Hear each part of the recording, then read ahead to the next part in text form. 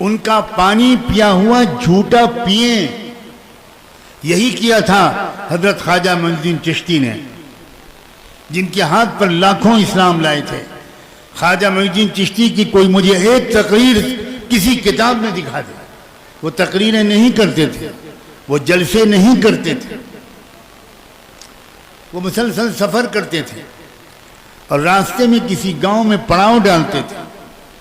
اس گاؤں کے مکھیا اور پردھان سے اجازت لے کر کہ بھئی کہاں کسی کے کھیتی نہ ہو، کسی کی کھیتی خراب نہ ہو، کوئی بنجر زمین ہو تو ہم وہاں 2-3 دن گزار لیں صفائی کر کے. تو لوگ اجازت دیتے تھے، سر آنکھوں پر اپنی زمینیں پیش کرتے تھے. سب غیر مسلم ہوتے تھے، ایک بھی مسلمان نہیں ہوتا تھا. اور حضرت خواجہ معین الدین چشتی رحمۃ اللہ علیہ کے ساتھ دیگیں چلتی تھی اور وہاں ان دیگوں میں وہ پکوان پکواتے تھے. ہزاروں آدمیوں کا کھانا پکتا تھا. اور پھر سرائے عام ہوتی تھی. اپنے ساتھ جو 100-200 لوگ ہوتے تھے ان کو چاروں طرف کے گاؤں میں بھیج دیتے تھے اور ایک ایک گھر کے دروازے پر، ایک ایک جھوپڑی پر جا کر وہاں وہ دعوت دی جاتی تھی کہ آپ لوگ اپنے کھیت سے واپس آ کر ہاتھ پیر دھو کر آ جائیں، خواجہ صاحب کے لنگر میں شریک ہو جائیں. تو لوگ بیچارے آتے تھے ہزاروں کی تعداد، اور ان کے ساتھ بیٹھ کر حضرت خواجہ صاحب کھانا کھاتے تھے.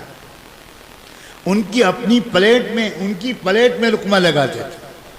اب وہ رونے لگتے تھے. انہوں نے کبھی سوچا بھی نہیں تھا. وہ نیچی ذات سمجھے جانے والے حقیر اور غلام لوگ، ان کے پنڈتوں نے ان کو اپنی گلیوں سے گزرنے کی اجازت نہیں دی.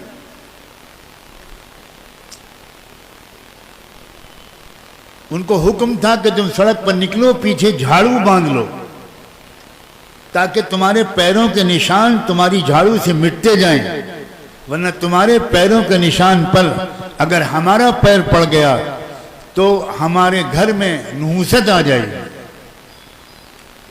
ان کے آگے ایک ہنڈیا بندھی ہوتی تھی.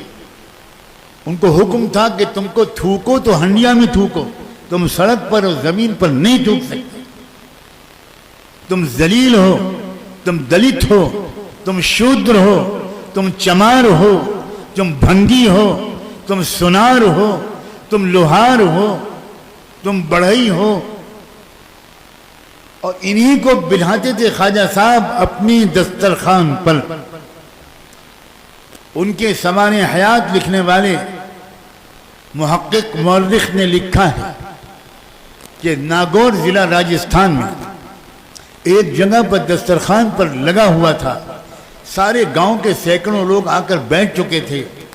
حضرت خواجہ معین الدین چشتی بھی آ کر بیٹھ گئے تھے. ان کی نظر پڑی کہ کوئی شخص دیہاتی اپنے سر پر ایک ٹوکرا لادے ہوئے دور سے کہیں گزر رہا ہے. تو حضرت خواجہ صاحب نے اپنے شاگرد خاص کو بھیجا اور کہا جلدی دوڑ کے جاؤ، اس کو بلا کے لاؤ، شاید اس کو خبر نہیں ملی کہ آج میری طرف سے سب کی دعوت ہے. تو وہ صاحب گئے، اس سے کہا تو اس نے جواب دیا کہ میں بھنگی ہوں اور میں گھروں کی گندگی کو لے کر جا رہا ہوں پھینکنے. میں کہاں آ جاؤں، آپ آ سکتا ہوں وہاں اتنے بڑے لوگوں کے پاس. آ کر اطلاع دی اس نے حضرت خواجہ صاحب کو کہ وہ یہ جواب دے رہا ہے. خواجہ صاحب نے کہا پھر جاؤ اس کے پاس اور بالٹی کا پانی لے کر جاؤ، اس سے کہو تم ٹوکرا جہاں ڈالنا ہو ڈال دو اور پھر آؤ. اس کے ہاتھ کونی تک دھلا دو، اس کے پیر ٹانگوں گھٹنوں تک دھلا دو اور اس کو میرے پاس لاؤ. حضرت خواجہ صاحب نے کاش کہ ہمارے دل میں کچھ زندگی ہوتی تو ہماری چیخیں نکلتی.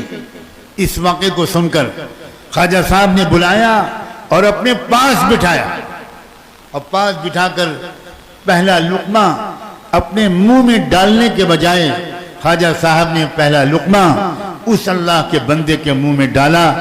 مورخین لکھتے ہیں کہ نہیں کہا جا سکتا کہ لقمہ پیٹ کے اندر پہلے اترا یا دل کے اندر ایمان کا نور پہلے اترا. رونے لگا، وہ دہاڑے مار کے رونے لگا. ایک ایک سفر میں 70,000 لوگ ایمان لاتے تھے ان لوگوں کے ہاتھوں جو واقعی مسلمان تھے. اور آج ان نقلی مسلمانوں کے نقلی مسلمان پنے کی وجہ سے ہمارے نوجوان لڑکے اور لڑکیاں مرتد ہو رہے. اس لیے کہ ہم نے اسلام کو نہیں سمجھا تو بچوں کو کیا سمجھائیں گے؟ کیا سمجھائیں گے بچوں کو توحید؟ کیا سمجھائیں گے بچوں کو رسالت؟ کیا سمجھائیں گے بچوں کو آخرت؟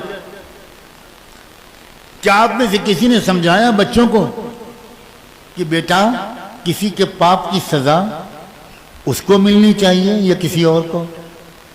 تو بچہ یہ کہے گا کہ پاپ کی سزا تو اسی کو ملنی چاہیے. تو آپ سمپل زبان میں سمجھا